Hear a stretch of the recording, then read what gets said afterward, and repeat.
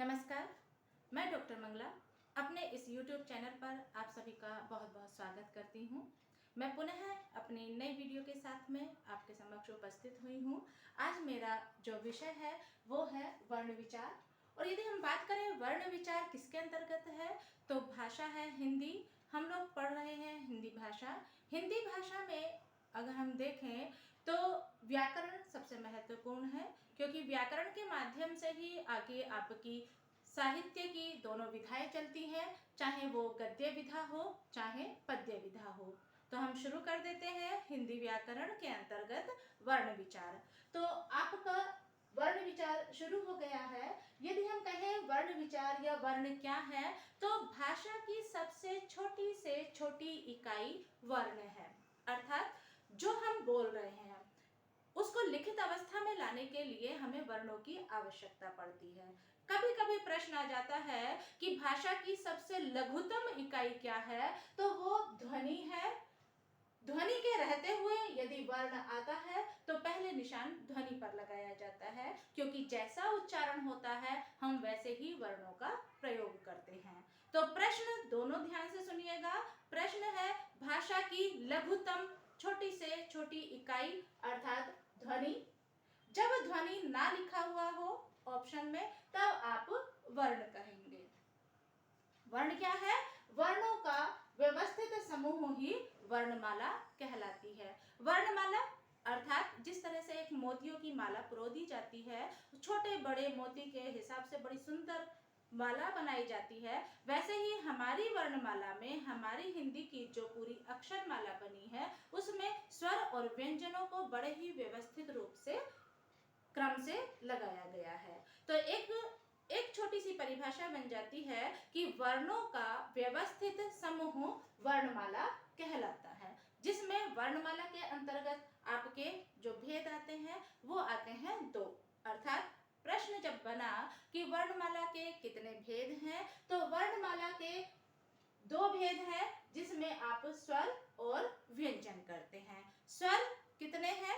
11 हैं। यदि मूल स्वर की बात आती है तो मूल स्वर हैं आपके 11, और यदि कुल स्वर की बात आती है तो कुल स्वर है 13। मूल स्वर 11, कुल स्वर 13। व्यंजन की बात आती है तो व्यंजन है आपके 33। अब 33 भी एक बार देख लीजिएगा।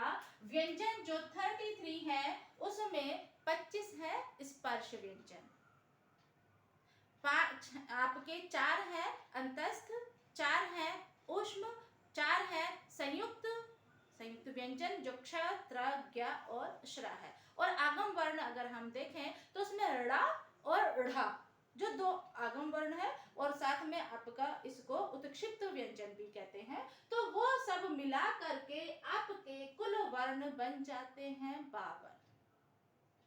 जब प्रश्न आता है कि हिंदी वर्णमाला में कुल वर्ण कितने हैं, तो कुल वर्ण है 52। कुल स्वर कितने हैं? कुल स्वर है 13। मूल स्वर कितने हैं? 11।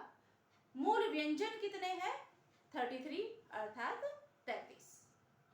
अब आगे चलते हैं कि जो आपके ये स्वर हैं, हमारे जो स्वर हैं, तो स्वर के कुल कितने भेद हैं ये तो हमने जान लिया कि स्वर 13 है। स्वर स्वतंत्र है, स्वर परतंत्र नहीं है, अर्थात स्वर की ध्वनि स्वतंत्र है, चाहे वो अ, आ, ई, उ, री, ए, ऐ, ओ, औ, किसी की भी जो हमारे स्वर हैं वो स्वतंत्र कहलाते हैं, जबकि जो व्यंजन है वो परतंत्र कहलाते हैं, क्योंकि व्यंजन के हर उच्चारण के पीछे यदि स्वर की देखें तो क आ की ध्वनि निकली, की ई की ध्वनि निकली, कु उ की ध्वनि निकली, तो व्यंजन का अस्तित्व स्वर से मिलकर के ही है। स्वर के बिना व्यंजन नहीं है। स्वर स्वतंत्र है, व्यंजन परतंत्र है। स्वर की संख्या कुल 13 है, 13 है, और मूल 11 है। अब बात कर लेते हैं कि यदि हमारे स्वर 11 है तो जो कुल स्वर है उनके भेद कितने हुए? स्वर कौन कौन से प्रकार के हैं? तो स्वर ह्रस्व स्वर, दीर्घ स्वर और प्लुत स्वर, इसके कुल आपके 3 आता है स्वर के कितने भेद हैं, तो स्वर के 3 भेद हैं, ह्रस्व, दीर्घ, प्लुत। ध्वनि के आधार पर इनको रखा गया है। ह्रस्व माने होता है छोटी, छोटा, लघु, अर्थात जिन ध्वनियों को बोलने में 1 पाई का समय लगा, कम से कम समय लगा, वो कहलाता है ह्रस्व स्वर। ह्रस्व स्वर के अंतर्गत अ, ई, उ, री अर्थात ये 4 वर्ण आ जाते हैं। ह्रस्व स्वर बराबर 4 वर्ण, अ जो हर के किसी के साथ लगा मिलेगा, और यदि हम कहें इसकी जो पाई होती है हर वर्ण के साथ में ये लगी हुई होती है। मात्रा की बात करें तो जो छोटी ई है, ह्रस्व ई है, उसको इस प्रकार वर्ण से पहले मात्रा दी जाती है। यदि हम उ की बात करें तो उ वर्ण में, व्यंजन में इस प्रकार से लगाया जाता है। री की मात्रा की बात करें तो व्यंजन के नीचे इस प्रकार से इसको अंकित किया जाता है। अर्थात ह्रस्व स्वर बराबर 4, इनके उच्चारण में लगने वाला समय 1 पाई। हमने एक लिमिट ले ली, एक हमने पाई का मात्रा ले ली कि यदि उच्चारण करें तो ह्रस्व स्वर को उच्चारित करने में 1 पाई का समय लगता है, जबकि दीर्घ स्वर को उच्चारित करने में 2 पाई का समय लगता है, अर्थात दुगना। ह्रस्व से दुगनी ध्वनि आप दीर्घ मात्रा में देते हैं। अगर दीर्घ स्वर की बात करें कि दीर्घ स्वर कितने हैं, तो दीर्घ स्वर है 7, आ, ई, उ, ए, ऐ, ओ, औ। इनकी मात्रा की भी बात कर लेते हैं। ये मात्रा जब किसी वर्ण के साथ में मिल जाती है, व्यंजन के साथ में या फिर इसके आ के साथ में, तो ये 2 मात्राओं के साथ में आ जाता है। जैसे हमने ले लिया का में आ की मात्रा, बड़े आ की मात्रा लगाई तो ये हो गया का। इसे बोलेंगे कै, इसे बोलेंगे का, काम, जाम, नाम, अर्थात यहाँ पर ध्वनि हमारी इसकी अपेक्षा डबल हो रही है। इसकी बात करें तो बड़ी ई, इसकी बात करें तो नु, इधर को मात्रा चली गई। इसकी बात करें तो ने, और इसकी बात करें तो नई, इसकी बात करें तो नो, ओ की ध्वनि हो गई ना में ओ, और औ की बात करें तो यहाँ पर ना में 2 मात्राएं औ की दे दी, तो ये हो गए आपके 7 दीर्घ स्वर। ह्रस्व स्वर बराबर 4, दीर्घ स्वर बराबर 7। 7 और 4 11 हो गए, अर्थात मूल स्वर आपके 11। अब इसके साथ में ही आपने देखा होगा अयोगवाह। अयोगवाह जो बिना किसी के योग से बने हैं, स्वतंत्र हैं, जैसे अंग, अह। अर्थात कभी भी प्रश्न आता है अयोगवाह कितने वर्ण हैं, तो अयोगवाह के 2 वर्ण हैं, अंग और अह। इस प्रकार से ह्रस्व स्वर, दीर्घ स्वर और प्लुत, ये जो प्लुत स्वर दिया है इसको कहा जाता है कि जब किसी ध्वनि को उच्चारित करने में 3 गुना समय लगे तो वो कहलाती है ध्वनि प्लुत की।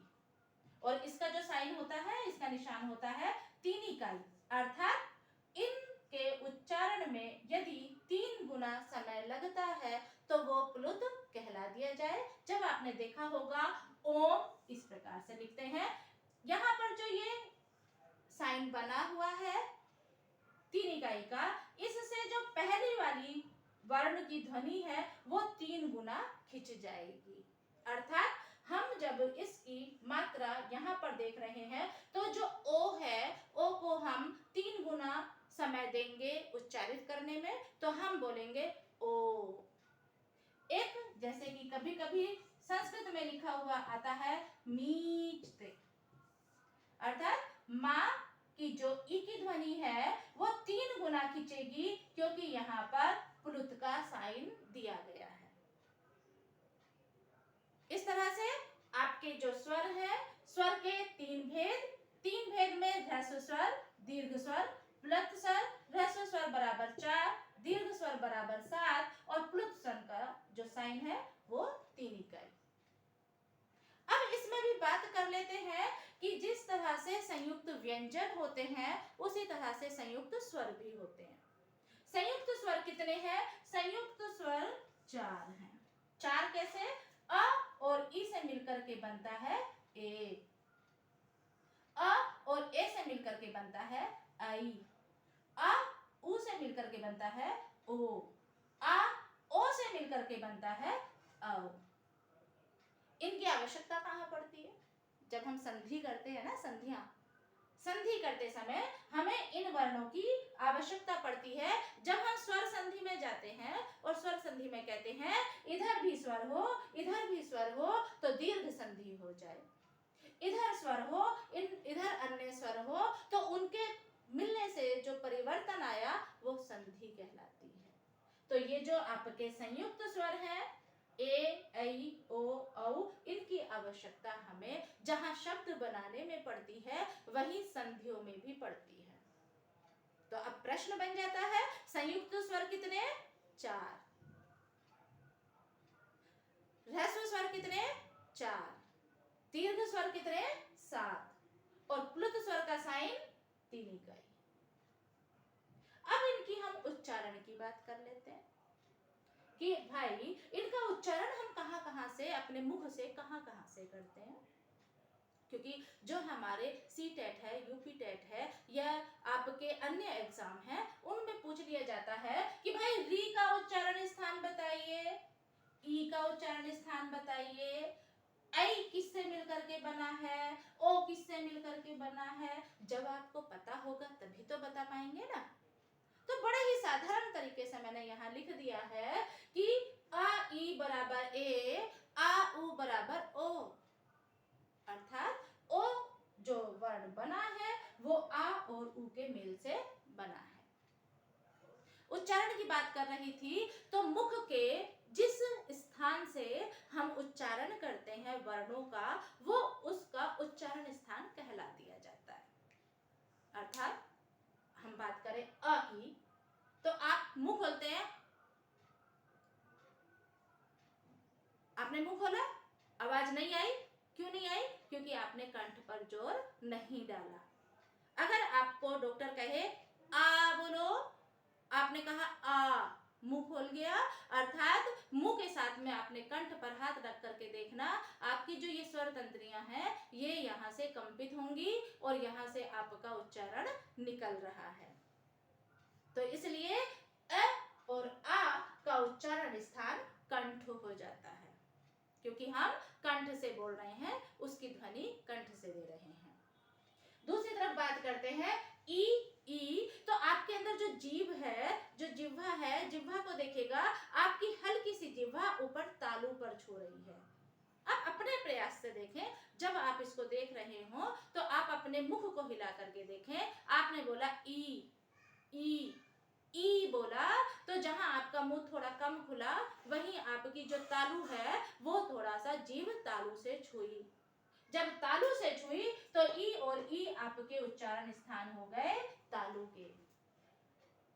अब ऊ की बात करें तो ऊ और ऊ जो दोनों हैं उसके लिए हमारे होठ आगे निकल आते हैं और आप कहते हैं ओष्ठ। ओ ऊ, जब आपने उल्लू कहा, जब आपने ऊट कहा तो आपके वो जो उच्चारण बन रहे हैं वो ओष्ठ से बन रहे हैं। उसी तरह से अगर हम री की बात करें तो री में देखिएगा आपकी जो जिह्वा है ना वो पलटा खा रही है, आपकी जिह्वा पीछे को पलट रही है, गोल हो जा रही है, जिसका उच्चारण स्थान कह दिया मूर्धन्य।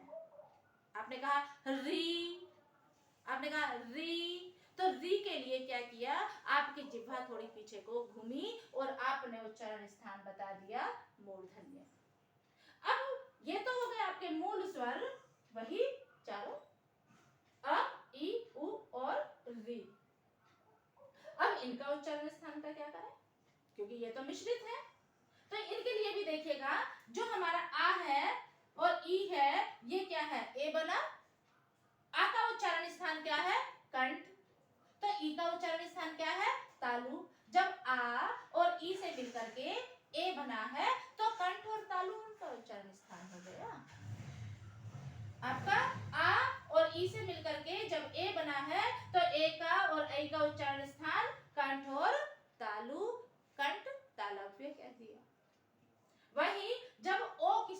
करके बना है, देखिएगा ओ बना है आपका आ और ऊ से। तो आ का उच्चारण स्थान कंठ है, ऊ का उच्चारण स्थान ओष्ठ है, तो ओ और औ का उच्चारण स्थान हो गया कंठोष्ठ है। ठीक है, तो आपके वर्ण जो बच गए वो बच गए अभी अंग और आहा। तो अंग नाक बजी, बोलिएगा अंग, अंगूर, तो आपकी नाक बजती है। जिन वर्णों को बोलने में आपकी नाक बजेगी वो जो वर्ण अंग की मात्रा के रूप में लगे हुए होंगे, अर्थात व्यंजन के 5वें वर्ण यम गणनम। पाणिनि मुनि ने एक सूत्र दिया है, यम गणनम अर्थात कवर्ग का अंगा, चवर्ग का इया, टवर्ग का ना, तवर्ग का ना, पवर्ग का मा। जब आप इनका उच्चारण करते हैं कंघा, चंगा, मंगा, तो उस स्थिति पे आप जो ये बिंदु लगा देते हैं मात्रा के रूप में अनुस्वार का, अंग का, तो यही उच्चारण स्थान इसका कहलाता है नासिक्य, क्योंकि हम नाक से बोलते हैं। बच जाता है अहा, अहा। जब आपने अहा बोला तो आपका मुख और कंठ दोनों खुल जाते हैं, तो इस तरह से अह का उच्चारण स्थान मुख कंठ पूरा हो जाता है। तो मुझे उम्मीद है आपको वर्ण विचार के अंतर्गत जो वर्ण है, वर्णों के जो स्वर हैं, स्वर का पूरा विवरण मैंने आपको बहुत ही कम समय में दिया है। एक बार पुनः जल्दी जल्दी से रिपीट कर देती हूँ कि भाषा की सबसे छोटी से छोटी इकाई ध्वनि, और ध्वनि ना हो तो वर्ण। वर्णों के व्यवस्थित समूह को वर्णमाला। वर्णमाला के 2 भेद, स्वर और व्यंजन। स्वर के 3 भेद, अर्थात ह्रस्व स्वर, दीर्घ स्वर, प्लुत स्वर। ह्रस्व स्वर बराबर 4, दीर्घ स्वर बराबर 7, प्लुत स्वर बराबर 3 इकाई। अर्थात किसी वर्ण को 3 गुना जब ध्वनि को खींच दिया जाए तो वो प्लुत में आ जाती है। फिर कहते हैं कि संयुक्त स्वर कितने? संयुक्त स्वर 4, ए ऐ ओ औ। इनको किस तरह से बना करके लिख सकते हैं, किसके मेल से ये बने हैं, तो वो सब आपको यहाँ पर समझा दिया गया है। फिर आ जाते हैं अयोगवाह, अंग और आहा। इसके साथ में मैंने आपको स्वरों के उच्चारण स्थान भी बता दिए हैं। स्वर के उच्चारण स्थान ए आ बराबर कंठ, ई बराबर तालु, ऊ बराबर ओष्ठ, रि मूर्धन्य, ए ऐ कंठ तालव्य, ओ औ कंठ ओष्ठ। उम्मीद है आपको मेरी वीडियो पसंद आएगी, और आपको यदि मेरी वीडियो पसंद आती है तो प्लीज इसे लाइक और शेयर, सब्सक्राइब करना ना भूलें। इसी के साथ में इसके अर्थात बाद में मैं व्यंजनों को भी इसी तरह से सिखाऊंगी। आप अपने मुख के उच्चारण से व्यंजन सीखेंगे कि उनका उच्चारण स्थान कहाँ का है। इन सब से जो भी प्रश्न आते हैं वो मैंने आपको बता दिया। सीटेट में यहाँ तक कि कभी कभी री का पूछा गया है, री का उच्चारण स्थान क्या है, आ का उच्चारण स्थान क्या है, ए किससे मिलकर के बना है, अंग कहाँ से खुलता है। तो सारे प्रश्न आपको इस वीडियो में मिल जाते हैं। जैसा कि मैंने वादा किया था कि आपको प्रश्नों के साथ में मैं अपनी वीडियो भेजती रहूंगी।